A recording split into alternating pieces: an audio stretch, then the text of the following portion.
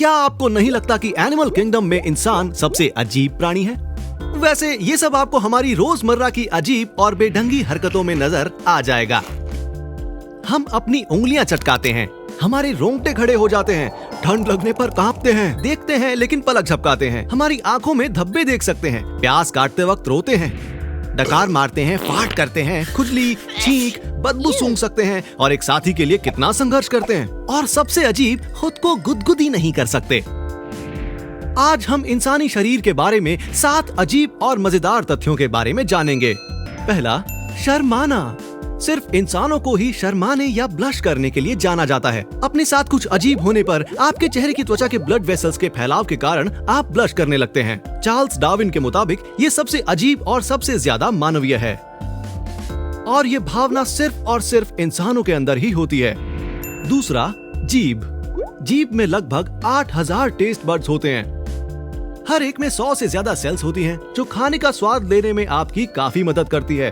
Taste buds sensory organs होते हैं जिससे आपको मीठे, नमकीन, खट्टे, कड़वे और उमामी जैसे स्वाद का अनुभव होता है। हमारी जीभ 8 आपस में जुड़ी मांसपेशियों से बनी होती है, जो हाथी की सूंड या ऑक्टोपस के टेंटिकल्स जैसी ही होती है। तीसरा, दिल।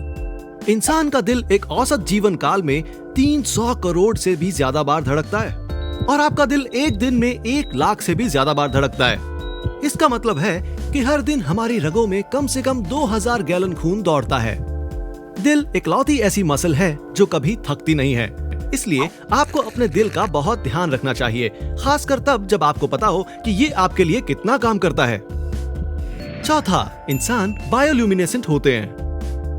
बायोल्यूमिनेसेंस का मतलब है कि एक जीवित जीव द्वारा प्रकाश का उत्पादन और एमिशन। जी हाँ, हम प्रकाश छोड़ते हैं। हालांकि सिर्फ इंसान ही वो प्रकाश नहीं देख सकते। ये प्रकाश उन लेवल से 1000 गुना कम होता है जिन्हें हमारी आंखें ठीक से देख पाती हैं, इसलिए हमें वो नजर नहीं आता। लेकिन सच तो ये है कि हम सब चमकते हैं। पांचवा, सिर्फ इंसान ही ऐसे जीव हैं जिनकी ठुड्डी होती है। भले ही ये बात सुन के आप अपनी ठुड्डी खुजला रहे हों, लेकिन ये सच बात है। सिर्फ इंसान ही ऐसे होते हैं जिनकी ठुड्डी होती है। आपने खुजलाई ना? हाँ, ठुड्डी हमारे चेहरे का सिर्फ निचला हिस्सा ही नहीं, बल्कि जबड़ों से बाहर निकली हुई छोटी सी हड्डी भी होती है। वैसे ये सुनने में अजीब तो लगेगा, लेकिन सिर्फ हम ही ऐसे हैं जिनकी ठुड्डी होती है। यहाँ तक कि चिंपैंजीज और गोरिल्लास, जो कि हमारे सबसे करीबी रिश्तेदार हैं, उनके भी ठुड्डी नहीं होती है। अजीब है ना?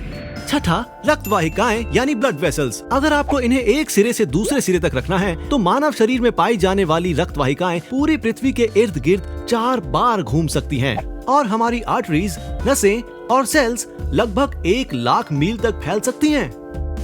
सातवां, नाक। इंसान की नाक लगभग 1 करोड़ गंध का पता लगा सकती है। गुलाब की खुशबू, कॉफी, नींबू, इत्र, पॉपकॉर्न, इन सब की खुशबू पहचान सकती है। 1 करोड़ गंधों की बात करें तो ये उनमें से सिर्फ कुछ ही हैं जिनका फर्क इंसान की नाक और दिमाग ही कर सकते हैं। उम्मीद है आपको हमारा ये वीडियो जरूर पसंद आया होगा।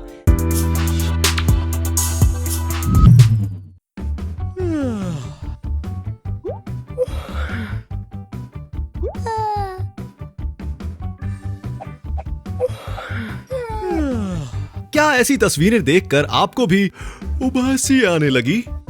जम्हाई या उबासी लेने की प्रक्रिया को ऑसिटेशन कहते हैं। एक अध्ययन से पता चला है कि जम्हाई आपके दिमाग का प्राकृतिक एयर कंडीशनिंग सिस्टम है, जो आपके थके दिमाग और ज्यादा काम में व्यस्त ग्रे मैटर को ठंडा करने के लिए ठंडे रक्त को आपके दिमाग तक पहुंचाती है, ताकि आप अपना काम अच्छे से कर सकें। यहाँ तक कि उबासी के बारे में सोचने से भी आपको उबासी आ सकती है। सभी उबासी लेते हैं, यहाँ तक कि जानवर भी। आमतौर पर लोगों का ये मानना है कि जब नींद आती है तभी उबासी आती है, लेकिन ऐसा नहीं है। उबासी लेने के 3 मुख्य कारण हो सकते हैं। हमें उबासी तब आती है जब हम थके होते हैं, जब हम बहुत ज्यादा बोर हो चुके होते हैं, या जब हम दूसरों को उबासी लेते हुए देखते हैं। आपको सबसे ज्यादा उबासी कब आती है, ये हमें कमेंट सेक्शन में जरूर बताएं। कुछ मजेदार फैक्ट। क्या आप जानते हैं कि बच्चे भी गर्भ में उबासी लेते हैं? उबासी लेने की प्रक्रिया क्या है? दिन भर काम करने के बाद हमारा दिमाग बुरी तरह से थक जाता है, जिसके बाद उबासी आती है, जिसके दौरान हम अपने जबड़ों को फैलाते हैं और ब्लड वेसल्स यानी कि रक्त वाहिकाओं के जरिए हृदय से दिमाग तक खून पहुंचाते हैं। इसके साथ ही हम अपने नाक और मुंह से हवा को अंदर लेते हैं। हवा दिमाग तक जाने वाले खून को ठंडा करती है, जिससे हमारा दिमाग फिर से तेजी से काम करने लगता है। क्या उबासी संक्रामक है? उबासी सभी वर्टेब्रेट्स के लिए संक्रामक होती है, जैसे कि इंसान, मछलियां, पक्षी और सांप। एक अध्ययन से पता चला है कि संक्रामक उबासी सोशल मिररिंग से जुड़ी हुई है, जहां जीव एक दूसरे के कामों की नकल करते हैं। इस श्रेणी में आने वाले अन्य जीव खुजली करते हैं, पैर पर पैर चढ़ाकर बैठते हैं और हंसते हैं। उबासी को कैसे रोक सकते हैं? पहला, गहरी सांसें लें। शरीर को ज्यादा ऑक्सीजन की जरूरत पड़ सकती है और इसलिए गहरी सांस लेने से उबासी को आने से रोका जा सकता है। दूसरा, चलते रहिए। अपनी दिनचर्या को तोड़ने से आपके दिमाग में ऊब बढ़ जाती है। थकावट, ऊब आना और तनाव की भावनाओं से लोगों को अधिक उबासी आती है। ज्यादा उबासी आने से आप ज्यादा कैफीन लेना भी शुरू कर देते हैं। तीसरा, खुद को तरोताजा रखिए। आप बाहर भी घूम सकते हैं या फिर किसी ठंडी जगह पर जाकर भी बैठ सकते हैं। अगर आपके पास ये सब करने का समय नहीं है तो ठंडा पानी पीजिए या फिर ठंडे स्नैक्स खाइए।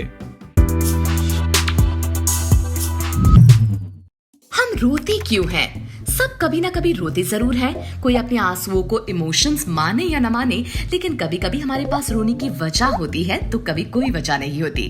तो क्या कभी आपने सोचा कि हम रोते क्यों हैं? चलिए जगाते हैं इस विषय में आपकी क्यूरियस पंथी। रोना है क्या? Major science facts coming. Tear glands, एक जो लैक्रिमल ग्लैंड है, वो टीयर्स प्रोड्यूस करता है और उसे लैक्रिमल डक्ट तक पहुंचाता है ताकि आंसू आपके नाक से या फिर आंखों से बह सके। रोना दरअसल एक फिजियोलॉजिकल रिस्पॉन्स है, ठीक वैसे ही जैसे सांस लेना या फिर पसीना बहाना या फिर डायलेशन ऑफ प्यूपिल्स। आप मानेंगे नहीं, लेकिन रोना हमारा पहला फॉर्म ऑफ कम्युनिकेशन है। हम जब पैदा होते हैं तब रोते हैं क्योंकि तब बच्चा यही एक्सप्रेस कर सकता है जब उसे खाना, अटेंशन या कंफर्ट चाहिए। और बड़ी होते ही हम अपनी आंसुओं को कंट्रोल करना सीख लेते हैं। हमारे आंसू हमारी आंखों को नम रखते हैं, जिससे ये अच्छी तरह से फंक्शन कर सकती है और साथ ही ये कॉर्निया को बचाती है फ्रॉम ओवर ड्राइंग और आंखों को सुरक्षित रखती है। फन फैक्ट, एक दिन में हम अप्रोक्सीमेटली 30 बार रोते हैं और एक लाइफ टाइम में हम ऑलमोस्ट 10 बकेट्स ऑफ आंसू बहाते हैं। वाओ, ये तो पता ही नहीं था। तो हम रोते कब हैं? 1. जब किसी अनवांटेड सिचुएशन में होते हैं। रोना हमारे इमोशंस को एक्सप्रेस करता है। जब कभी हम कोई अनवांटेड सिचुएशन में होते हैं, इस टाइम हमें बस कंफर्ट चाहिए। तो अगर आप एक बड़े ग्रुप में किसी रोते हुए इंसान को देखें तो उसे जादू की जप्पी जरूर देना। 2. जब हमें चोट लगती है जोर से। रोना एक्चुअली में एक डिफेंस मैकेनिज्म है। दरअसल हमारे कॉर्निया के सेंसरी नर्व्स हमारे ब्रेन स्टेम को इशारा देते हैं। ये वो पार्ट है जो रिफ्लेक्सिव मोमेंट्स कंट्रोल करता है, जिससे आंसू आते हैं, जो कि एक रिएक्शन है ऑफ द आई अगेंस्ट धूल या केमिकल्स जो प्यास काटते हुए निकलते हैं। 3. जब हम दुखी या खुश होते हैं। रोना एक्सट्रीम इमोशंस जैसे स्ट्रेस, खुशी, गुस्सा, दुखीपन या फिर फिजिकल इंजरी को कुरेदता है, जिससे आंसू आते हैं। चलिए अब आंसुओं के बारे में इंटरेस्टिंग फैक्ट्स जानें। आंसुओं को बाहर निकालने का तरीका पता है? जब हम एक साथ खूब सारा रोते हैं तो हमारे ग्लैंड्स वो आंसू बाहर निकालते हैं जो वो रख नहीं सकते। आंखें सारा आंसू नहीं बहा सकती, इसीलिए ये कभी कभी नाक से बाहर आते हैं। क्या औरतें मर्दों से ज्यादा रोती हैं? एक विमेन मेजर इमोशनल चेंजेस से गुजरती है कंपेयर टू मेन। स्टैटिस्टिक्स ये बताती है कि women cry 64 times a year, जबकि मेन 17 टाइम्स अ ईयर। क्या आपने सुना है ये फ्रेज, मेरे कमबख्त हॉर्मोन्स? हार्मोन जो आंसुओं को कंट्रोल करता है उसे प्रोलैक्टिन कहते हैं। औरतों में 60% ज्यादा प्रोलैक्टिन होता है आदमियों से, इसीलिए औरतें ज्यादा रोती हैं। और जब विमेन बूढ़ी हो जाती हैं तो वो कम रोती हैं। इसका रीजन ये है कि एज के साथ प्रोलैक्टिन डिक्रीज हो जाता है और टेस्टोस्टेरोन इंक्रीज, जबकि मेन के साथ ये उल्टा होता है। इसीलिए men after getting old cry more. क्या जानवर रोते हैं? हाँ, जानवर रोते हैं। डिफेंस मैकेनिज्म कह लीजिए, सब जानवर रोते हैं, लेकिन हम जैसे वो इमोशंस पे आंसू नहीं बहाते। वो भले ही दुखी, खुशी या पेन में हो, पर इनके लिए ये नहीं रोते। तो मगरमच्छ के आंसू क्या है? मगरमच्छ के आंसू सच में है, लेकिन ये मुहावरा कोई स्पेसिफिक रीजन की वजह से है। जब मगरमच्छ अपना शिकार निगलता है तो उसकी जबड़ी इतनी टाइट हो जाती है जिस वजह से प्रेशर से उसकी आंखों में आंसू आ जाते हैं। मे बी ये अपने डिलिशियस शिकार को खाने के बाद खुशी के आंसू रोते हैं।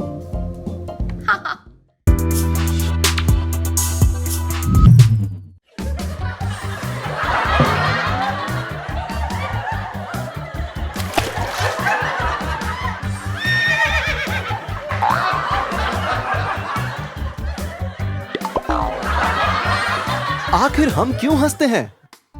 चार्ली चैपलिन ने एक बार कहा था कि हंसी के बिना एक दिन भी बेकार है, तो क्यों ना खुलकर हंसा जाए और क्यूरियस पंथी के वीडियोस को देखा जाए। हंसना ये सिर्फ एक मजेदार काम ही नहीं है। क्या आपने कभी सोचा है कि हम क्यों हंसते हैं? कौन सी चीज हमें हंसाती है? हमारे दिमाग में ऐसा क्या होता है जिससे हम हंसने लगते हैं? क्या आप हंसी से जुड़े कुछ ऐसे ही सवालों के लिए क्यूरियस हैं? तो उनके जवाब आपको जरूर मिलेंगे, लेकिन पहले हमारे चैनल क्यूरियस पंथी को सब्सक्राइब कर लें। फिलोसोफर जॉन मॉरियल का मानना है कि पहली बार इंसान तब हंसा होगा जब उसने किसी खतरे से छुटकारा पा लिया होगा। वहीं कई शोधकर्ताओं का यह भी मानना है कि हंसी का मकसद इंसानों के रिश्तों को बढ़ाना और मजबूत बनाना होता है। आइए हंसी के बारे में थोड़ा और जानते हैं। हंसी हास्य के लिए शारीरिक प्रतिक्रिया है। हमें हंसी तब आती है जब हम कोई चुटकुला सुनते हैं, या हमें कोई गुदगुदी करता है, या अगर हम किसी मजाकिया कहानी या घटना पर नजर डालते हैं। इससे आपके ज्यादातर सकारात्मक भाव किसी दृश्य के रूप में नजर आते हैं, जैसे कि खुश रहना, हंसमुख महसूस करना, राहत और खुशी महसूस करना। हंसी के दो भाग होते हैं, इशारों की एक कड़ी और आवाज का होना। जब हम हंसते हैं तो दिमाग हम पर उन दोनों गतिविधियों को एक साथ संचालित करने के लिए दबाव डालता है, क्योंकि शरीर के कई हिस्सों में, यहाँ तक कि हाथ, पैर और ट्रंक की मांसपेशियों में भी बदलाव होते हैं। लेकिन हमारा दिमाग प्रतिक्रिया कैसे देता है? प्रतिक्रिया दिमाग में उत्पन्न होती है। दिमाग की लार्ज फ्रंटल लोब, जिससे हमें सामाजिक भावनात्मक प्रतिक्रियाओं का पता चलता है, वो तब बहुत सक्रिय हो जाती है जब हम हंसते हैं।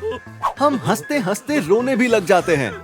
जब हम किसी बात की बहुत ज्यादा चिंता करने लगते हैं तो हंसने से हमारा तनाव कम हो सकता है। हंसी के शारीरिक अध्ययन को एक नाम दिया गया है, जिलेटोलॉजी। इतना ही नहीं, मरीजों को ठीक करने के लिए भी हंसी काफी मददगार साबित हुई है। क्या आपने कभी सोचा है कि हम बिना किसी कारण क्यों हंसते हैं? वैसे हम इंसान बहुत अजीब होते हैं और हम कहीं भी कभी भी हंस सकते हैं।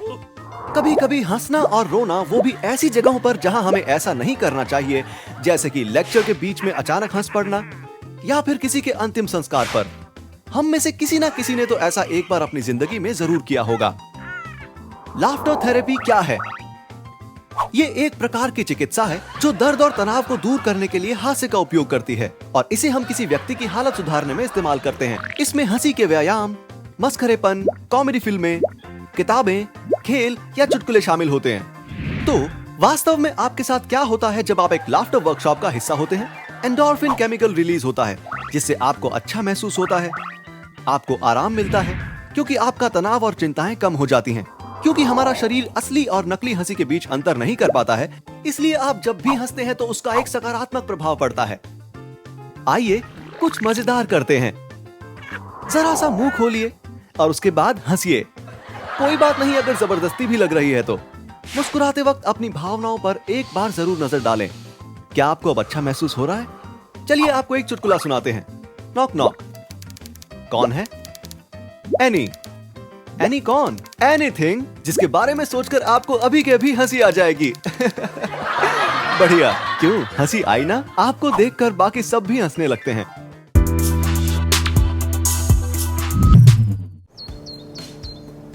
क्या आप बिना रंगों की दुनिया की कल्पना कर सकते हैं?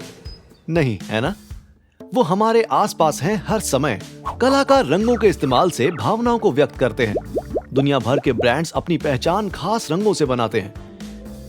जानवर शिकारियों से खुद को बचाने के लिए या साथियों को आकर्षित करने के लिए रंगों का इस्तेमाल करते हैं। और इंसान, हम हर दिन अलग संदेशों, संकेतों और प्रतीकों को जताने के लिए रंगों का इस्तेमाल करते हैं, और हम ऐसा हर जगह रोजमर्रा की जिंदगी में हर बार करते हैं। लेकिन सवाल यह है कि वास्तव में रंग होता क्या है और ये हमें कैसे नजर आता है? वैज्ञानिकों की परिभाषा के अनुसार हर वस्तु में एक ऐसा गुण होता है जो आंखों में अलग संवेदना पैदा करता है, जिससे प्रकाश निकलता है और रिफ्लेक्ट होता है। और हम वेवलेंथ के हिसाब से अलग अलग प्रकाश को बांटते हैं। हम रंगों को तब देख पाते हैं जब प्रकाश किसी वस्तु से रिफ्लेक्ट करके हमारी आंखों तक पहुंचता है। प्रकाश सबसे पहले कॉर्निया को हिट करता है। ये एक फिल्म है जो कि हमारी आंखों के ऊपर होती है। ये परत रोशनी को हमारे प्यूपिल यानी कि पुतली की तरफ रिफ्लेक्ट करती है, जो अधिक या कम रोशनी पड़ते ही बड़ी या छोटी हो जाती है। एक बार जब प्रकाश पुतली से होकर गुजरता है, उसके बाद वो उसे लेंस पर भेजता है, जो रोशनी को मोड़कर रेटिना की बाहरी परत पर एक बिंदु पर केंद्रित करता है। यहाँ लाइट सेंसिटिव सेल्स होते हैं, जिन्हें रॉड्स और कोन्स कहा जाता है। फिर वो अंदर के रेटिना पर गैंग्लियन नर्व सेल्स को जानकारी भेजते हैं। गैंग्लियन सेल्स उसके बाद ऑप्टिक नर्व्स को जानकारी देती हैं, जो दिमाग को सिग्नल भेजती हैं, जहां सिग्नल प्रोसेस होता है और हमें समझ में आता है। रॉड्स और कोन्स बाहरी रेटिना पर मौजूद दो प्रकार के लाइट सेंसिटिव सेल्स होते हैं और ये अलग अलग काम करते हैं। रॉड्स की मदद से हम हल्के और गहरे के बीच फर्क कर सकते हैं और इससे ही हमारा पेरिफेरल विजन बनता है। वहीं कोन्स की मदद से हम रंगों को देख पाते हैं। ये रेटिना के ठीक बीच में मौजूद होते हैं, जहां सीधी रोशनी पड़ती है। कोन्स के 3 अलग प्रकार होते हैं, हर एक अलग रोशनी के प्रति अलग तरह से संवेदनशील होता है। अजीब बात यह है कि अधिकतर कोन्स लाल प्रकाश को देखकर अधिक संवेदनशील होते हैं, यानी कि हम गहरे रंगों को बहुत साफ देख सकते हैं, जैसे कि लाल, नारंगी और पीले।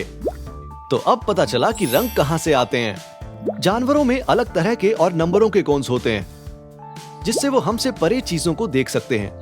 उदाहरण के लिए कुत्ते, ये बहुत कम वेवलेंथ्स को देख सकते हैं, क्योंकि उनकी आंखों में सिर्फ 2 तरह के ही कोन्स होते हैं, जिससे उन्हें रंग नहीं दिखते और वो कलर ब्लाइंड होते हैं। तितलियों के 4 कोन्स होते हैं, जिसकी मदद से वो अल्ट्रावायलेट भी देख सकती हैं। आप जानकर हैरान होंगे कि मेंटिस श्रिम्प रंगों को बहुत अच्छी तरह से देख सकता है, क्योंकि उसकी आंखों में 12 अलग अलग तरह के कोन्स होते हैं। वो आसपास के माहौल के अनुकूल अपने रंगों की लंबी वेवलेंथ्स को खुद के हिसाब से ढाल सकते हैं। अब एक मजेदार बात, 12 में से 1 पुरुष यानी 8% और दुनिया में 200 में से 1 महिलाएं कलर ब्लाइंड होती हैं। वाह, ये हमारी आंखों और उस पर पड़ने वाले प्रकाश का कमाल है, जिसकी मदद से हम इतनी खूबसूरत और रंग बिरंगी चीजें देख सकते हैं। तो नीचे कमेंट सेक्शन में जरूर बताइए कि आपका पसंदीदा रंग कौन सा है।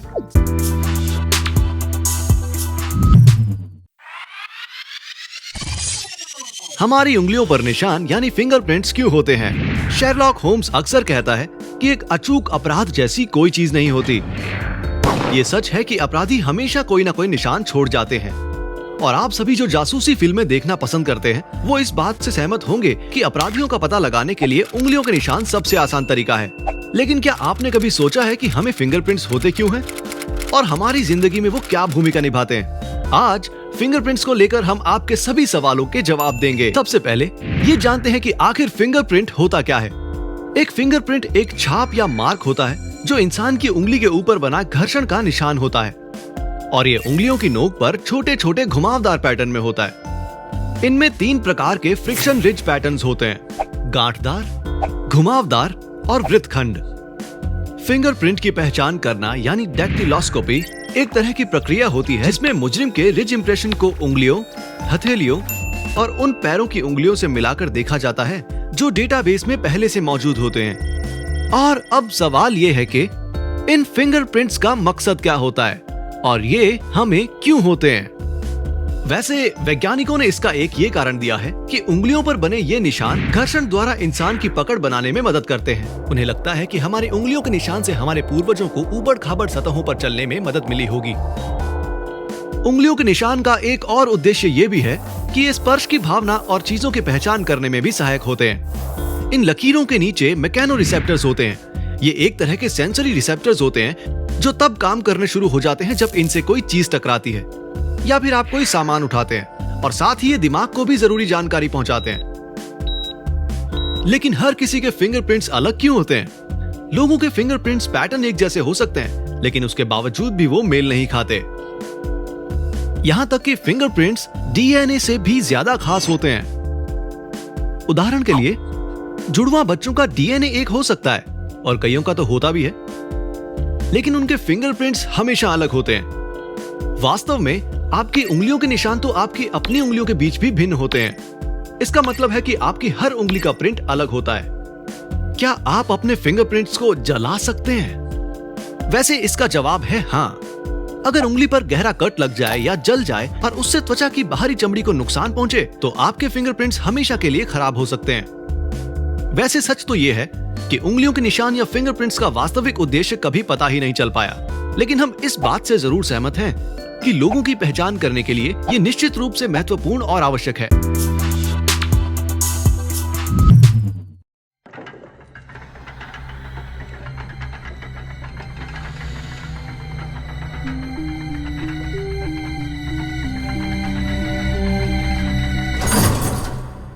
हेलो दोस्तों, आज हम बात करने वाले हैं घंटों लिफ्ट में फंस जाने के बारे में।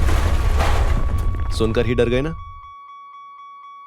अगर आपको लिफ्ट, हवाई जहाज, सार्वजनिक बाथरूम या भूमिगत मार्ग से डर लगता है और यहाँ तक कि इनके ख्याल से ही आप कांप जाते हैं, तो आपको संवृत्ति भीति यानी कि क्लॉस्ट्रोफोबिया है। तो आखिर क्लॉस्ट्रोफोबिया होता क्या है? ये एक तरह का डर है जो आपको बंद और तंग जगहों से लगता है। आपको ऐसा लगता है कि आप शायद यहाँ से कभी भी बाहर नहीं निकल पाएंगे और ऐसे ही फंसे रह जाएंगे। लेकिन ये होता कैसे है? इसका मुख्य कारण है दिमाग में न्यूरोट्रांसमीटर्स के असंतुलन की वजह से आपको घबराहट होना। दिमाग में घबराहट का केंद्र बंद हो जाता है, जबकि घबराने की कोई बात भी नहीं होती। इससे इंसान अस्थिर हो सकता है, उसे चक्कर आ सकता है, पागल हो सकता है, नियंत्रण खो सकता है और यहाँ तक कि उन्हें ऐसा भी लगता है कि वो मर जाएंगे। एक अध्ययन से पता चला है कि दुनिया की 5 से 10% आबादी गंभीर क्लॉस्ट्रोफोबिया से प्रभावित है। लेकिन ये भी जानने में आया है कि इनमें से कुछ ही लोग इसका इलाज करवाते हैं। ऐसे कई कारण हैं जिनकी वजह से क्लॉस्ट्रोफोबिया हो सकता है।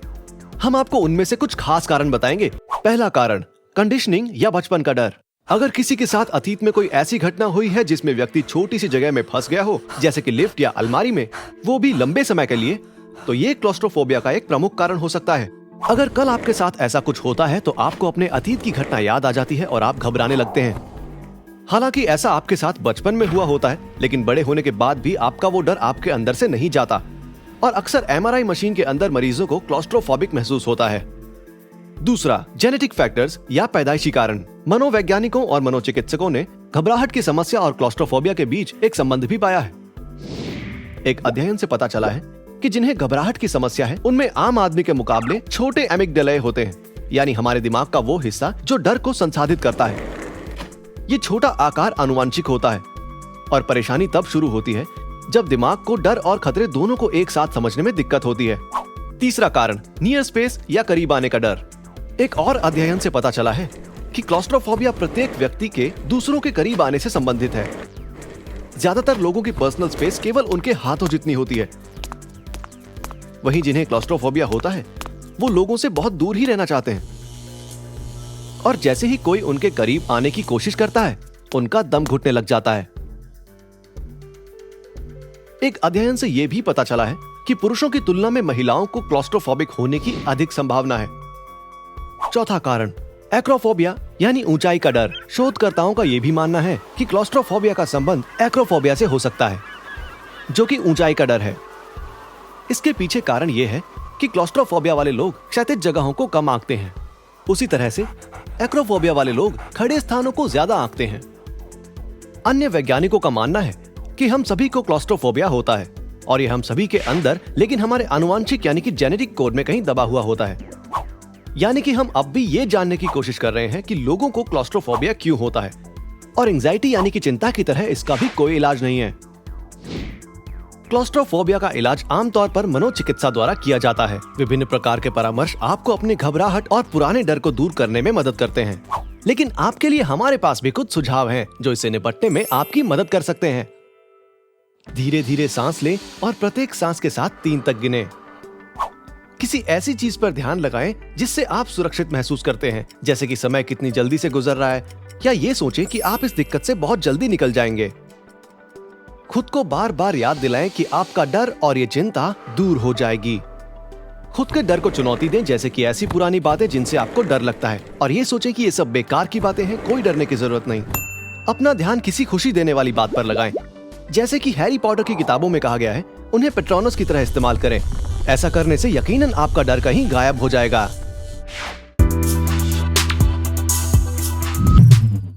कभी ना कभी हम सब ने किसी तरह का दर्द तो महसूस किया है। शायद आपका पैर का अंगूठा टूटा हो, अब बाइक से गिरे हो, या फिर फुटबॉल पिच पर आपकी हाथापाई हुई हो। जो भी सिचुएशन के हिसाब से सही एग्जाम्पल हो, लेकिन दर्द तो हुआ। ये एक ऐसी चीज है जिसे हमारी बॉडी अच्छी से जानती है। ये है साइंस ऑफ पेन। वैसे इजी वे में कहें तो बॉडी को एक मशीन समझना पड़ेगा। हम जो खाना खाते हैं उससे हमें एनर्जी मिलती है। हम ऑपरेट करते हैं उन सिग्नल्स की वजह से जो बॉडी हमारे नर्वस सिस्टम तक पहुंचाती है। यही सिग्नल्स हमारे हाथ, आंखों का फोकस, टेम्परेचर कितना है, इंजरी से लड़ने वाले अलर्टनेस को ट्रिगर करता है। ये इलेक्ट्रिकल इंपल्स हमारे नर्वस सिस्टम को इशारा देता है ताकि वो ब्रेन को इंजरी के बारे में इंफॉर्मेशन दे सके। दर्द बहुत से फॉर्म्स लेता है। पहला बेहिसाब का दर्द जो बहुत ज्यादा स्ट्रॉन्ग होता है लेकिन ज्यादा टाइम तक नहीं रहता। एक और सुपरफिशियल पेन जो हमें हमारी स्किन पर फील होता है और कुछ हमारे इंटरनल ऑर्गन्स में। और फिर एक ऐसा दर्द तब उठता है जब हमारी बॉडी एक अलग एरिया में पेन फील करती है, जो यूजुअली तब होता है जब हार्ट अटैक आता है, जिससे पहले तो शोल्डर का दर्द समझा जाता है और फिर आता है क्रॉनिक पेन जो लंबे समय तक रहता है, लेकिन ये आसानी से जाता नहीं है। ये यूजुअली तब होता है जब आपकी बॉडी कंडीशनड होती है आइदर फॉर आर्थराइटिस और इंटरमिटेंट। अगर आप माइग्रेन से सफर करते हैं तो ये दर्द कितना गहरा होता है आप ही जानते हैं। कुछ ऐसे दर्द से हमारी बॉडी इसे अडेप्ट कर लेती है। हमें दर्द होता है लेकिन हमारी बॉडी लड़ती नहीं है, ना ही हानि पहुंचाने देती है, जिस वजह से हम पैनिक या डरते नहीं है। द गेट कंट्रोल थियरी ये सजेस्ट करती है कि ब्रेन के पास अलग मेथड है जो वो फिल्टर या फिर कोई सेंसेशन ऑफ पेन को ब्लॉक कर दे, जिससे पता चलता है कि हम दर्द को हमारे एक्सपीरियंस, एज, जेंडर या साइकोलॉजिकल स्टेट, हमारे दर्द के साथ जुड़े पास्ट एक्सपीरियंस, हमारी बिलीफ और अपब्रिंगिंग से मैनेज कर सकते हैं। गौर करने वाली बात यह है कि कई लोग दर्द महसूस करते हैं उस जगह जहां से वो हैंडीकैप्ड हैं। डिस्क्राइब किया जा सकता है as phantom limb pain. Research कहती है कि जब एक लिम्ब हमारी प्रेजेंट बॉडी के साथ एक होने लगती है तब जो हैंडीकैप्ड लिम्ब है वो पेन महसूस करती है और इससे उन लोगों को काफी दर्द महसूस होता है, इतना दर्द कि वो कह भी नहीं सकते। तो क्या हम दर्द को रोक सकते हैं? नहीं, पूरी तरह से नहीं। इसका मतलब है बॉडी को रीवायर करना पड़ेगा, बॉडी का रिकोडिंग वापस करना पड़ेगा, बॉडी से भेजी हुई उन इलेक्ट्रिक इंपल्सेस को जानने के लिए। वैसे कई ऐसे मेथड्स हैं जिससे आप दर्द को डिस्ट्रैक्ट कर सकते हैं। हमारी बॉडी रिलीज करती है a form of opioids and pain killers to the brain, दर्द को सूद आउट करने के लिए या उतना महसूस नहीं करने के लिए।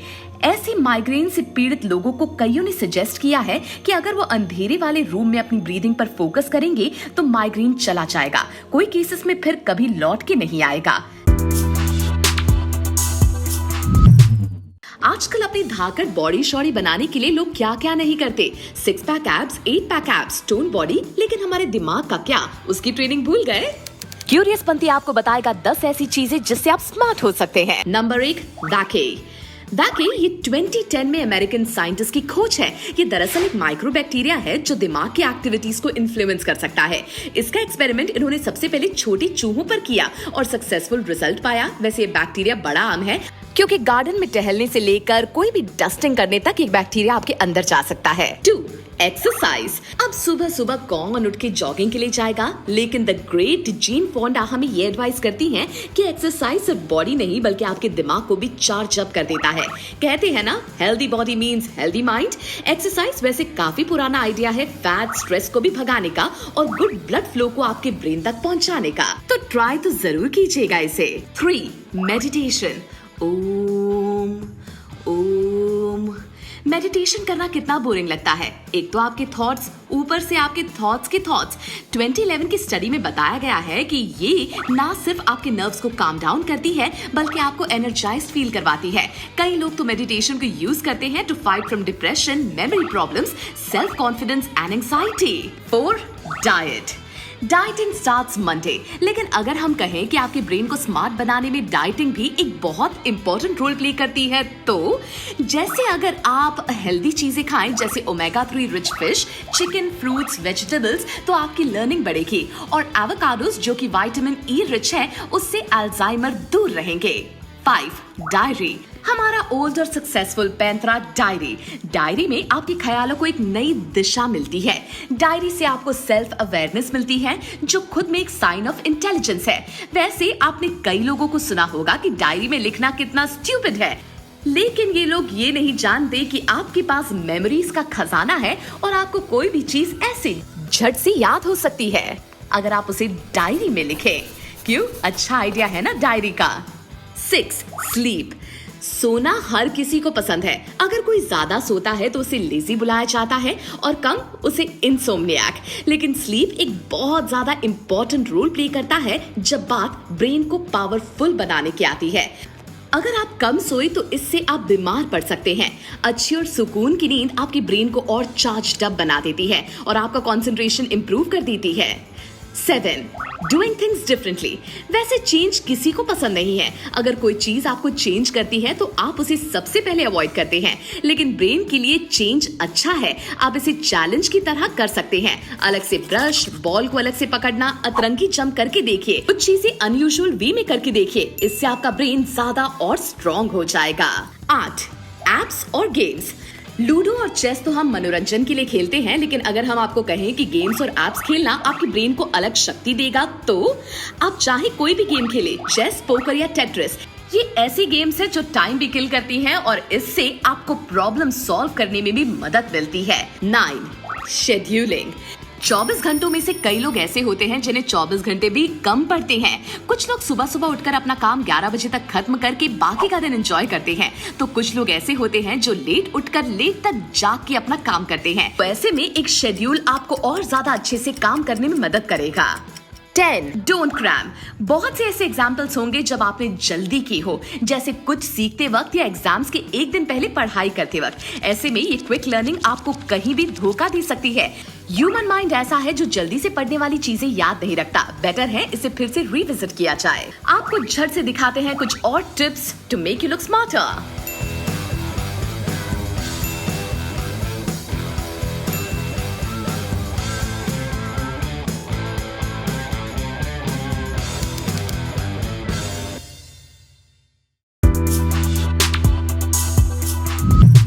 आज क्यूरियस पंथी बताएगा आपको कि क्या है डेजा वू। आप पहली बार किसी रेस्टोरेंट में जाते हैं और आसपास देखते हैं तो आपको वो जगह जानी पहचानी लगती है, जबकि आप वहां पहली बार गए होते हैं। इसे कहते हैं डेजा वू। डेजा वू एक फ्रेंच शब्द है जिसका अर्थ है पहले से ही देखा गया।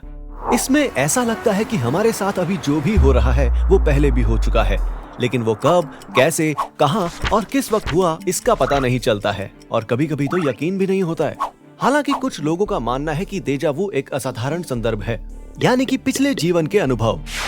वैज्ञानिक और मनोवैज्ञानिक इसे दिमाग के न्यूरॉन्स का खेल मानते हैं, जिससे गलत बातें जुड़ती और सामने आती हैं।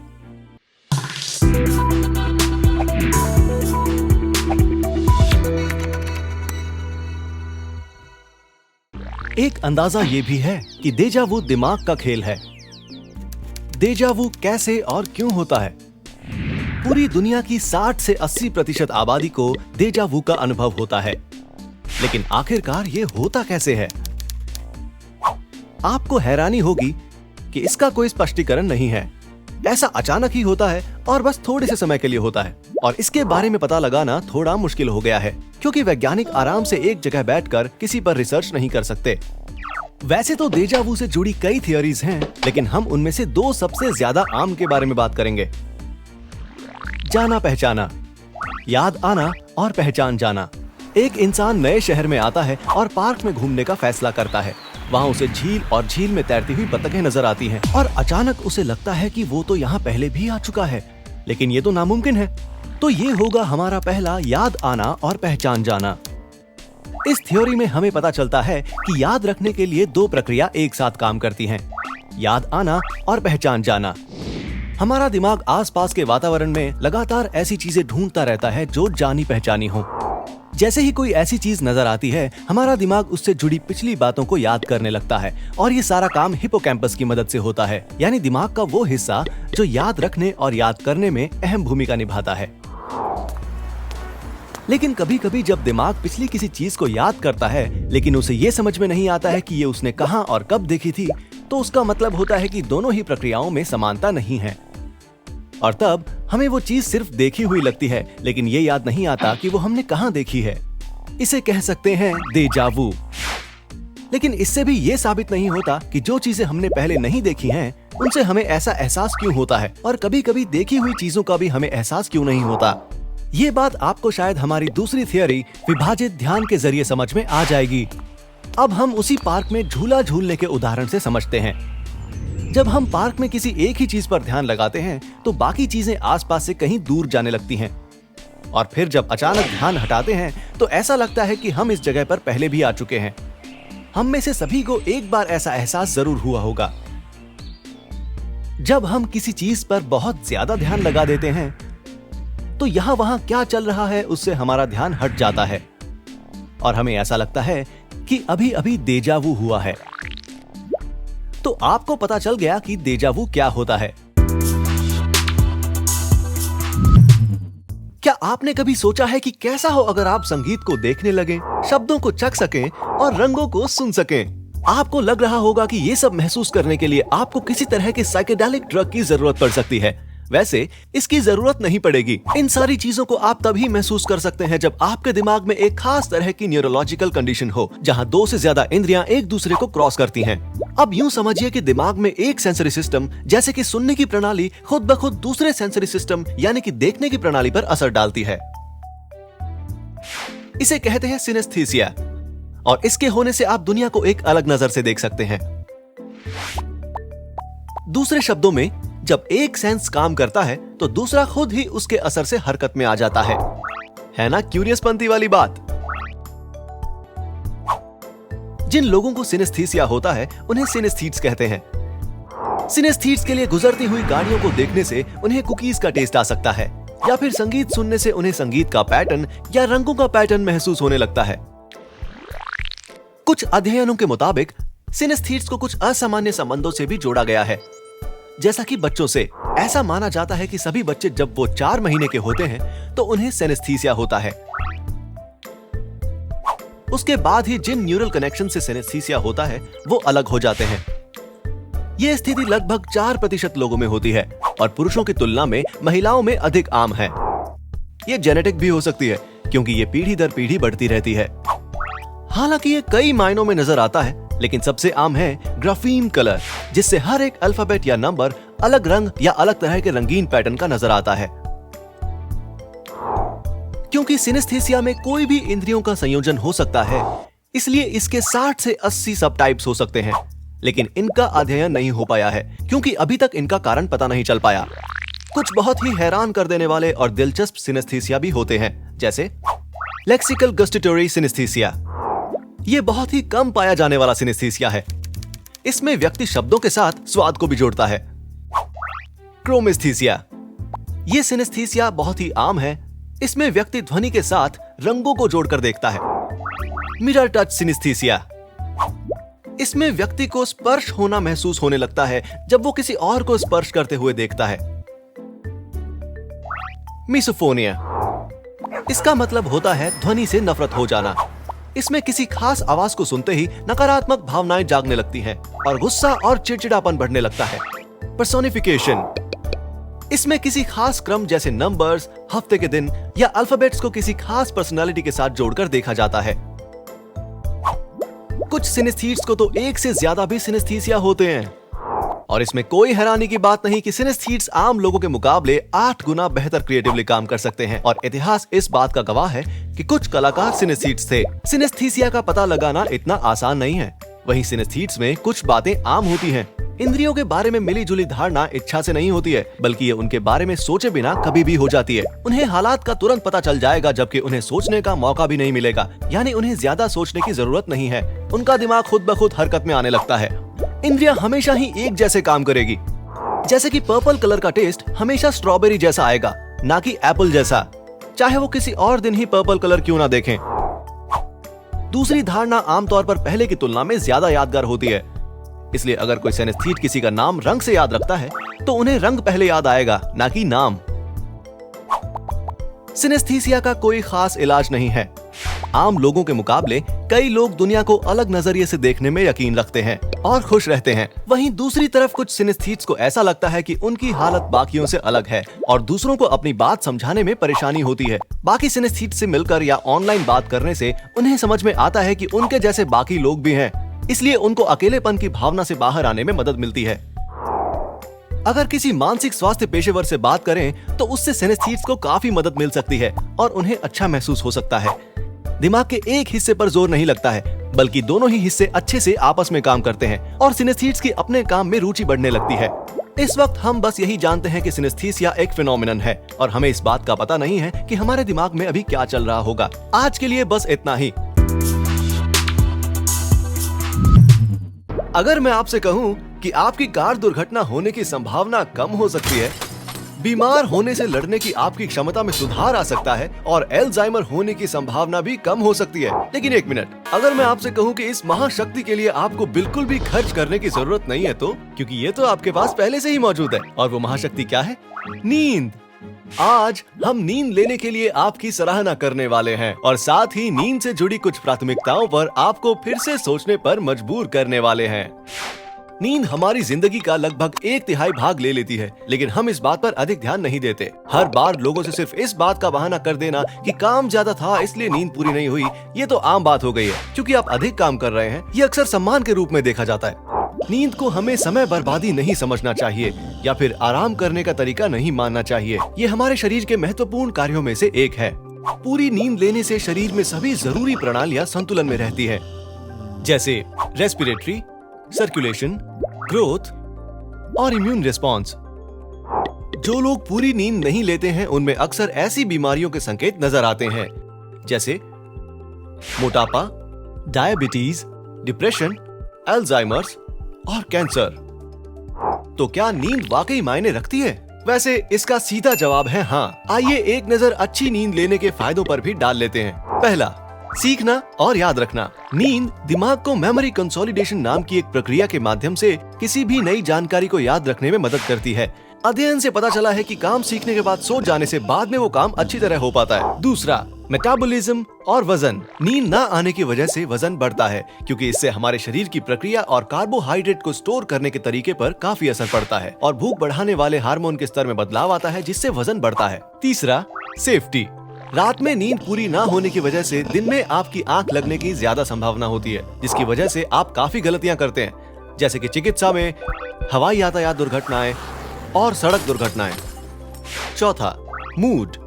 नींद की कमी से चिड़चिड़ापन, अधीरता, ध्यान केंद्रित करने में असमर्थता और मन विचलित हो सकता है। कम नींद की वजह से आप उन चीजों को भी करने में थकने लगते हैं जिन्हें आप करना चाहते हैं।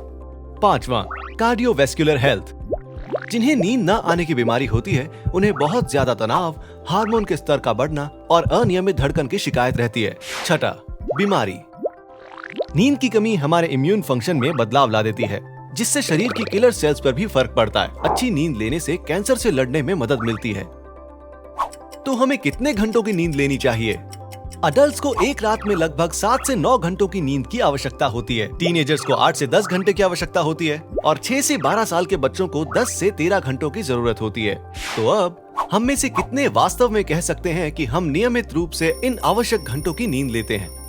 इसलिए कोशिश कीजिए कि आप हर रोज अच्छी नींद लें और उसके बाद फर्क आप खुद ही देख लेंगे। उम्मीद है आपको अच्छी नींद लेने के फायदे समझ में आए होंगे। संगीत सिर्फ यही एक भाषा है जो सभी को समझ में आती है, चाहे आप किसी भी संस्कृति से हो। संगीत हमें बहुत प्रभावित करता है, फिर चाहे वो कोई भी शैली हो। और सबसे बड़ी बात है कि इस बात की पुष्टि करने के लिए हमें किसी शोध की जरूरत नहीं है। ऐसा तो हो ही नहीं सकता कि कभी आपके पैर ना थिरके हो या फिर चुटकियां ना बजाई हो या कोई गाना गुनगुनाया ना हो। संगीत के बिना तो दुनिया अधूरी सी है। जानने की क्यूरियसपंती है कि संगीत आपके दिमाग पर कैसे प्रभाव डालता है? तो इसका जवाब है हमारे पास। जैसे ही हम अपना पसंदीदा संगीत सुनते हैं, उससे हमारे दिमाग में खुशी का एहसास होता है, यानी दिमाग में डोपामीन का रिसाव शुरू हो जाता है, एक ऐसा न्यूरोट्रांसमीटर जो हमें खुशी महसूस करवाता है। जब हम पहली बार संगीत सुनते हैं, ऑडिटरी कॉर्टेक्स, जो कि टेम्पोरल लोब का हिस्सा है जिससे हमें आवाजें सुनाई देती है और बाकी प्रक्रिया भी होती है, जैसे बातों को समझना, ये सेरेबेलम के साथ मिलकर काम करते हैं, जहाँ संगीत अलग हिस्सों में बंट जाता है, जैसे उसकी पिच और वॉल्यूम। सेरेबेलम एक एजेंट के रूप में भी काम करता है जो एमिगडाला को जोड़ता है, जहां कई सारे न्यूरॉन्स होते हैं, और ये दिमाग के मीडियल लोब में पाया जाता है। और इसी की वजह से हमें तरह तरह की भावनाओं का एहसास होता है और डोपामीन का रिसाव होता है, क्योंकि जब आप गाना सुनते हैं तो वो आपको अच्छा लगता है, मन खुश रहता है। इसी तरह संगीत हमारे दिमाग के साथ मिलकर काम करता है और हमें अच्छा महसूस होता है। समझना थोड़ा मुश्किल है, लेकिन संगीत में एक अलग ही मजा है। अलग अलग तरह का संगीत हमारी अलग अलग भावनाओं को प्रभावित करता है। पहला, पॉप, हिप हॉप, कंट्री और रेगे। ये सभी जॉनर्स एक दूसरे से अलग हैं, लेकिन आपके दिमाग पर एक जैसा ही असर डालते हैं। इसमें बार बार एक ही बात को दोहराया जाता है। ये बहुत आकर्षक होता है, बहुत तेज होता है, जिसे सुनने के बाद आपको खुशी मिलती है और आप नाचना भी चाहते हैं। इसे सुनने से आपका रोजमर्रा का रूटीन थोड़ा सा बदल जाता है। दूसरा, मेटल और रॉक। मेटल और रॉक संगीत को तनाव और डिप्रेशन से छुटकारा पाने के लिए जाना जाता है। हैरानी की बात यह है कि इस संगीत में चीखना, चिल्लाना, जोर जोर से गाना ही लोगों को उनके तनाव से बाहर आने में मदद करता है। तीसरा, क्लासिकल और जैज। क्लासिकल और जैज दोनों ही अपने आप में कमाल के जॉनर हैं। इसमें हर बार नए म्यूजिकल नोट्स होते हैं, इन्हें बार बार दोहराया नहीं जाता। अगर आपको इस तरह का संगीत पसंद है तो इससे आपका ध्यान और देखने की शक्ति बढ़ सकती है। इससे सकारात्मक दृष्टिकोण भी बढ़ता है। चौथा, EDM और ट्रांस। EDM या इलेक्ट्रो डांस म्यूजिक और ट्रांस म्यूजिक सुनते ही आपको अच्छा महसूस होता है और आप अलग ही दुनिया में पहुंच जाते हैं। जिन लोगों को ये संगीत पसंद है वो अलग ही धुन में रहते हैं और इसे सुनते ही उनका मूड अच्छा हो जाता है। अब हमें समझ आया कि वो लोग कौन सी धुन की बात कर रहे थे। पांचवा, मेलनकोली संगीत। भले ही ज्यादातर लोग इसे सुनना पसंद नहीं करते, लेकिन ऐसा संगीत सुनने से हमें कलाकार की भावनाओं का पता चलता है और हम उनके बारे में ज्यादा जान पाते हैं। तो अगर अगली बार आपका मन थोड़ा उदास हो तो ऐसा संगीत सुनने से ना घबराएं। छठा, हीलिंग या मेडिटेशन संगीत। इस तरह के जॉनर को सुनना अपने आप में किसी थेरेपी से कम नहीं है। ये सीधा आपके पैरासिम्पैथेटिक नर्वस सिस्टम पर असर डालता है, जिससे आपके शरीर को आराम मिलता है और आपको अच्छी नींद आती है। अगर आपको बेचैनी होती है तो हीलिंग संगीत सुनने से भी आपका मन शांत हो जाता है और ये ध्यान लगाने के लिए भी बहुत अच्छा है। ऐसा माना जाता है कि संगीत किसी भी चीज से निकलने का एक अच्छा जरिया है। अगर आप लगातार संगीत सुनते हैं तो इससे घबराहट कम होती है, आप अच्छे से अपनी बात समझा सकते हैं, यादें ताजा हो जाती हैं, पार्किंसंस के रोगियों को मदद मिलती है, मानसिक रूप से आपको मजबूत बनाता है। तो अब जब हम ये जान चुके हैं कि संगीत का काफी गहरा असर पड़ता है और ये आपका दिमाग भटकाता नहीं है, तो चलिए अपनी प्लेलिस्ट से कुछ अच्छा सा संगीत हमें भी सुनाइए। क्या आप कभी अपने दोस्तों के साथ मजे कर रहे होते हैं, गाने सुन रहे होते हैं और आप उनसे बार बार ध्वनि यानी वॉल्यूम को बढ़ाने के लिए कहते रहते हैं क्योंकि आपको कम सुनाई दे रहा है? क्या आप अक्सर कहते हैं माफ कीजिएगा सुनाई नहीं दिया, सॉरी, पार्डन मी, ऊंचा बोलिए, क्योंकि आप सुन नहीं पाए कि उन्होंने क्या कहा? तब आपको लगता है कि कहीं आप बहरे तो नहीं हैं। तो आप वास्तव में बहरे नहीं हैं, लेकिन शायद आंशिक रूप से बहरे हों या जल्द ही बहरे होने वाले हों। उम्र बढ़ने के साथ साथ कुछ लोगों की सुनने की शक्ति कम हो जाती है। वृद्ध लोगों में सबसे आम होने वाले हियरिंग लॉस को कहते हैं प्रेस्बिक्यूसिस। ऐसा तब होता है जब कॉक्लिया में पाए जाने वाले छोटे हेयर सेल्स उम्र बढ़ने के साथ बदलने लगते हैं। समय के साथ वो कमजोर और ढीले हो जाते हैं। लेकिन सवाल ये है कि क्या आप बहरे हैं? और ये जानने में हम आपकी मदद करेंगे। तो कुछ आवृत्तियां यानी फ्रीक्वेंसीज ऐसी होती हैं जो हम में से ज्यादातर लोग नहीं सुन सकते हैं और कुछ सुन सकते हैं।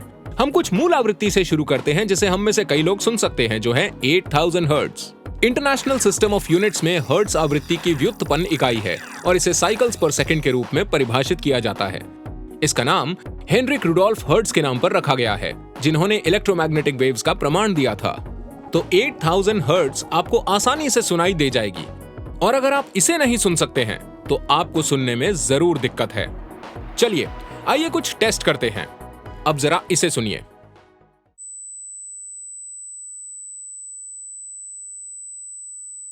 साफ साफ सुनाई दिया ना? बहुत अच्छे।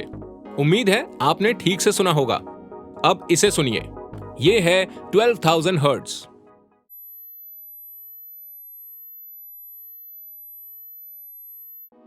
ये ठीक से सुनाई दिया? आप में से कितने लोग 50 साल के ऊपर हैं?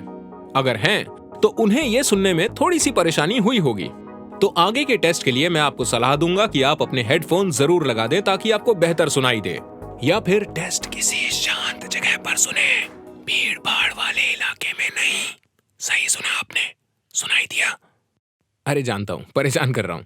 चलिए टेस्ट करते हैं। तो अगर आप 40 के ऊपर हैं तो इस वाली टोन को सुनने में आपको दिक्कत होगी, लेकिन एक बार कोशिश करके देखिए। ये है 14000 हर्ट्ज। चलिए सुनते हैं।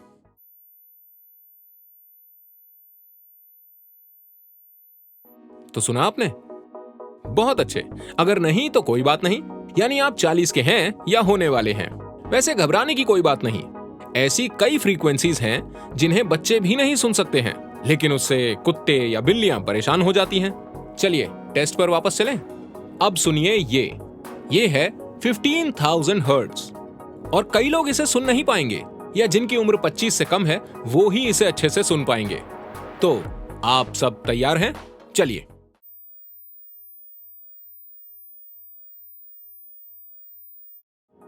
सुना आपने? बहुत अच्छे। चलिए अब इस टेस्ट को थोड़ा सा और मुश्किल करते हैं। अब तैयार हो जाइए इसे सुनने के लिए। ये है 17,000 हर्ट्ज।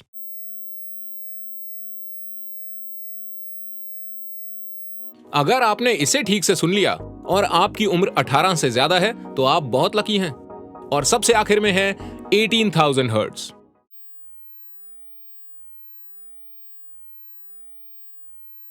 सुना? वाओ! लेकिन अगला वाला मैं जानता हूं कि कोई नहीं सुन पाएगा, क्योंकि ऐसा कहा जाता है कि इंसान 20,000 तक की फ्रीक्वेंसी को ही सुन सकता है। तो चलिए सुनते हैं कि 20,000 हर्ट्ज कैसे सुनाई देते हैं। ये है 20,000 हर्ट्ज।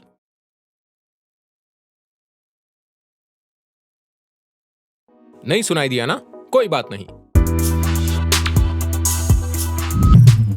क्या आप जानते हैं कि आप पर हर वक्त नजर रखी जा रही है? हर वक्त आपके काम, प्रतिक्रिया और चाल ढाल को परखा जा रहा है। आपको हर वक्त आंका जा रहा है, फिर चाहे आपको अच्छा लगे या नहीं। आपकी शारीरिक हलचल और हाव भाव आपके बारे में एक कहानी बताते हैं। बॉडी लैंग्वेज से ये पता चल सकता है कि कोई व्यक्ति क्या सोच रहा है या क्या महसूस कर रहा है। बस आपको इन बातों का ध्यान रखना है। क्यूरियस पंथी बताएगा आपको कुछ खास बातें जो आपके लिए फायदेमंद हैं। चलिए अब कुछ ऐसे उदाहरणों पर नजर डालते हैं जिससे सामने वाले के दिमाग को पढ़ा जा सकता है। बातचीत के दौरान नाक रगड़ने से पता चलता है कि सामने वाला सच नहीं बोल रहा। इसलिए इंग्लिश की ये कहावत to rub someone's knows in it का मतलब होता है कि किसी को उसकी गलती याद दिलाना ताकि वो उसे दोबारा ना दोहराए। वहीं आंखें खुजलाने का मतलब होता है कि आप जो बात सुन रहे हैं उस पर आपको भरोसा नहीं है। आपको जुकाम या आंख में कचरा हो तो अलग बात है। छोटे छोटे हाव भाव भी एक तरह के सिग्नल होते हैं जिन पर आपको खासा ध्यान देना चाहिए। ये हाव भाव बहुत ही जल्द बदल सकते हैं, लेकिन इससे आपको सामने वाला क्या सोच रहा है उसके बारे में पता चल सकता है। और आप ये भी जान सकते हैं कि वो क्या छुपाने की कोशिश कर रहा है। यहाँ तक कि तरह तरह के मुंह बनाने से भी पता चलता है कि कोई क्या सोच रहा है। अगर आप खांस रहे हैं या फिर उबासी ले रहे हैं तो उस वक्त मुंह बंद करना सभ्य माना जाता है, लेकिन कभी कभी ऐसा आप अपनी भावनाओं को छुपाने के लिए भी करते हैं। होंठ दबाने का मतलब है कि आप किसी बात से राजी नहीं हैं। होंठ काटने का अर्थ होता है कि आप तनाव में हैं, चिंतित हैं या किसी सोच में हैं। लेकिन वहीं होंठ काटने का एक और मतलब होता है कि आप किसी से फ्लर्ट कर रहे हैं। सिर्फ यही नहीं, कभी कभी कुछ और एक्शंस को भी गलत तरीके से लिया जा सकता है। जैसे मीटिंग के दौरान अपने बालों को घुमाना, इसका मतलब होता है कि आप किसी उलझन में हैं या कहीं और खोए हुए हैं, या फिर आप घबराए हुए हैं और खुद पर भरोसा नहीं है। लेकिन वहीं अगर आप मुस्कुराते हुए और बाहों को हिलाते हुए बालों को घुमाते हैं तो उसे फ्लर्ट माना जाता है। अपने हाथों को पीछे बांधकर खड़े होना, भले ही आपको ऐसे खड़े होने में काफी आरामदायक महसूस होता हो, लेकिन इससे लोगों को लगता है कि आप तकलीफ में हैं और अपने गुस्से को दबा रहे हैं। पैरों को एक दूसरे के सामने रखना, यह भी एक तरह का संकेत होता है, लेकिन कई लोग इसे अनदेखा कर देते हैं। किसी से बात करते समय आपके पैर उसके पैरों के सामने ही होने चाहिए, और आमतौर पर ऐसा ही होता है। लेकिन जब हम अपने पैर को पीछे ले जाते हैं या फिर हिलाते रहते हैं तो उसका मतलब होता है कि हम वहां से जल्दी निकलना चाहते हैं। बहुत बार पलक झपकाने का मतलब होता है कि आप अच्छा महसूस नहीं कर रहे या परेशान हैं। कम पलक झपकाने का मतलब है कि आप ज्यादा ध्यान दे रहे हैं और अपनी पलकों को झपकाने से रोक रहे हैं। बिना कहे कुछ ऐसे संकेत होते हैं जो आपको खुद के बारे में काफी कुछ बताते हैं। तो अगली बार कुछ भी करने या किसी बात पर चर्चा करने से पहले सोचिएगा कि लोगों की नजरें आप पर हैं।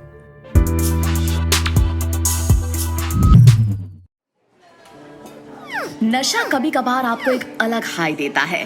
थोड़ी समय के लिए ही सही, आप जो भी मदिरा पिए, लेकिन हर अल्कोहल में ऐसे मॉलिक्यूल होते हैं जिससे आप नशे में आ जाते हैं।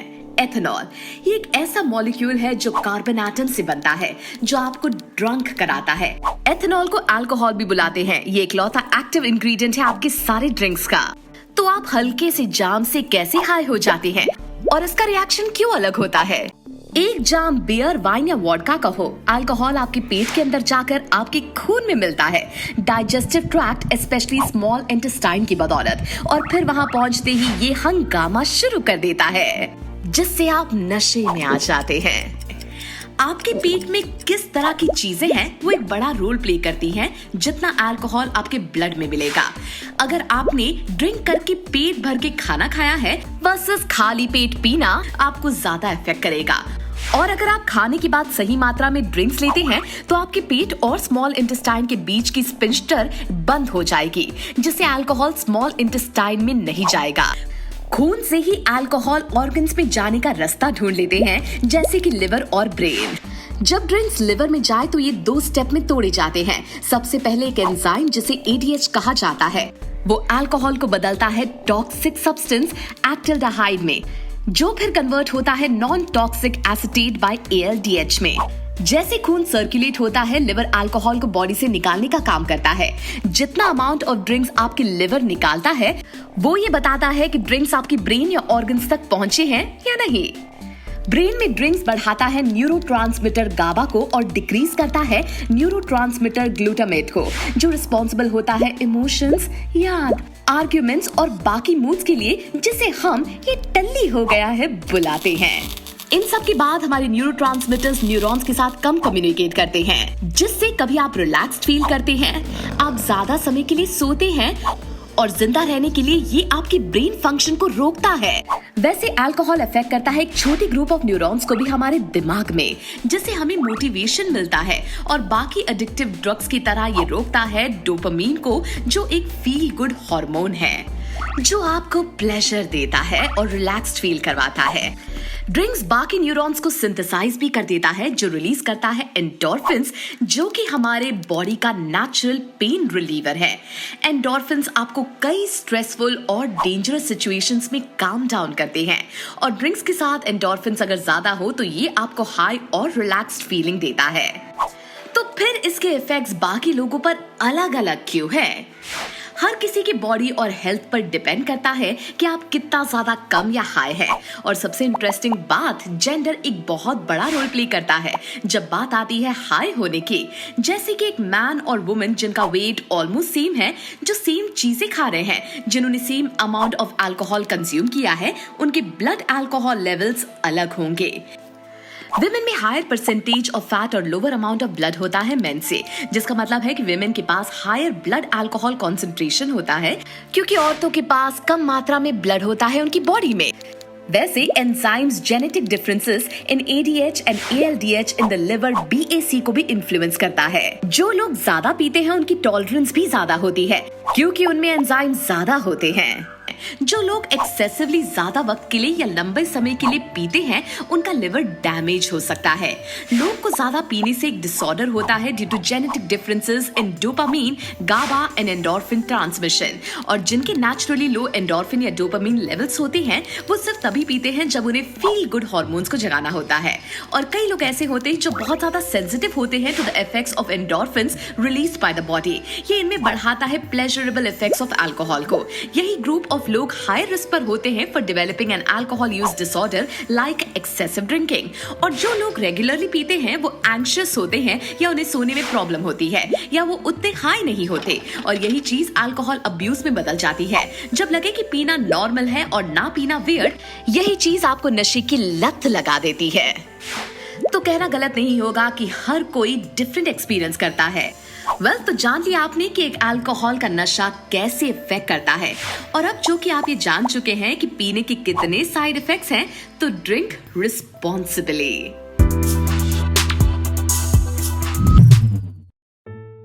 क्या होगा अगर हम पानी पीना बंद कर दे? हमारी ह्यूमन बॉडी भी कमाल की है। क्या आपको पता था कि हमारी ह्यूमन बॉडी में 60 to 65% वाटर है, और कई ऑर्गन्स पे तो वाटर कंटेंट ज्यादा होता है। जैसे कि हमारे फेफड़ों में 83% वाटर, मसल्स और किडनीज में अराउंड 79% वाटर होता है, और ब्रेन और हार्ट में 73% वाटर, और स्किन 64% वाटर कंटेन करती है। और तो और हमारे बोन्स में भी 31% वाटर होता है। ये बताता है कि पानी कितना ज्यादा इंपॉर्टेंट है ह्यूमन बॉडी के लिए। पानी ना सिर्फ बाकी ऑर्गन्स तक कार्ब्स और प्रोटीन्स पहुंचाता है, बल्कि टॉक्सिन्स भी कलेक्ट करना जानता है, हमारे बॉडी टेम्परेचर को रेगुलेट करता है, जोड़ों और आंखों के लिए एक ल्यूब्रिकेंट के तौर पर काम करता है। ये थूक बनाता है जिससे मॉइस्चर रहे, ब्रेन के लिए शॉक एब्जॉर्बर के तौर पर काम करता है, सेरेब्रोस्पाइनल फ्लूइड बनाता है, और एमनियोटिक फ्लूइड पहुंचाता है फीटस को। वैसे हमारा शरीर काफी पानी भी खोता है जब हम यूरिनेट करते हैं, पसीना बहाते हैं, सांस या बेहद ज्यादा रोना रोते हैं। तब हमारी बॉडी 1.5 से 2 लीटर पानी खोते हैं सिर्फ एक दिन में। तो ऐसे में सबसे इंटरेस्टिंग सवाल यह है कि आपके शरीर को कैसे पता लगता है कि उसे पानी चाहिए। वैसे हमारा ब्रेन एक ब्लड ब्रेन बैरियर से प्रोटेक्टेड है, लेकिन इसमें एक छोटा सा टाइनी सा पार्ट है जिसे लैमिना टर्मिनालिस कहते हैं, जिसका डायरेक्ट कनेक्शन खून के साथ होता है। लैमिना टर्मिनालिस में जो न्यूरॉन्स होते हैं वो हायर लेवल ऑफ सोडियम को परखते हैं, जिससे कि कम पानी के लेवल्स का इंडिकेशन मिलता है, और वही चीज हम में प्यास जगाती है जो हाइपोथैलेमस में सिचुएटेड है। तो समझ आया कि पानी कितना ज्यादा इंपॉर्टेंट है ह्यूमन सर्वाइवल के लिए। यही रीजन है दोस्तों कि प्यास बुझाने के लिए हम पानी की तरफ भागते हैं, क्योंकि पानी का काम तो पानी ही करता है। तो क्या होगा अगर हम पानी पीना बंद कर देंगे? चलिए देखते हैं। पहले 12 से 18 घंटे पानी के बिना। पहले 12 से 18 घंटे आपका मुंह बस ड्राई होगा, क्योंकि पानी के बिना सलाइवा प्रोडक्शन नहीं होगा।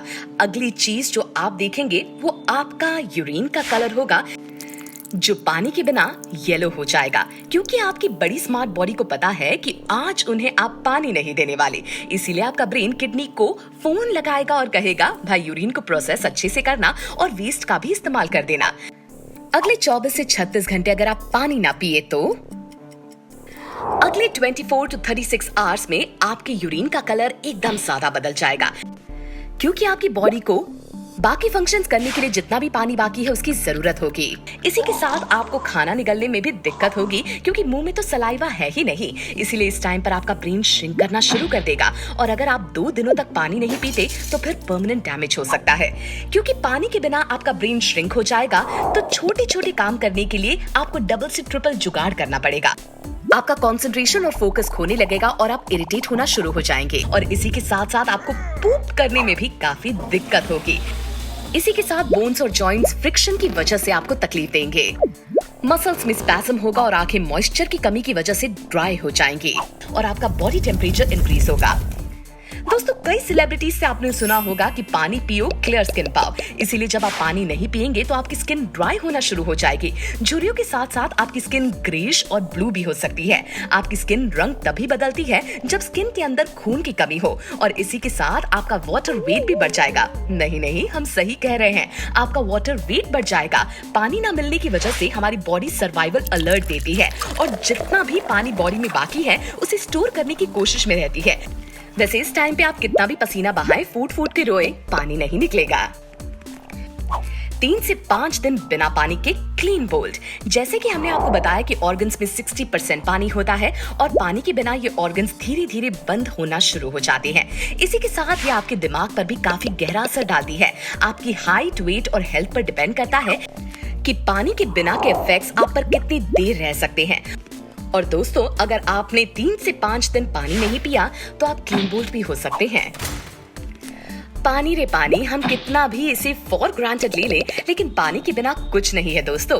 अब जब आपको पानी के बारे में ये चीजें पता लगी हैं, तो पानी पीना मत भूलना। जहां औरतों को 2.7 लीटर पानी कंज्यूम करना होता है, वहीं एक आदमी के लिए 3.7 लीटर पानी पीना जरूरी है। अगर आप ज्यादा ट्रैवल करते हैं तो एक बोतल पानी की कैरी करना मत भूलना।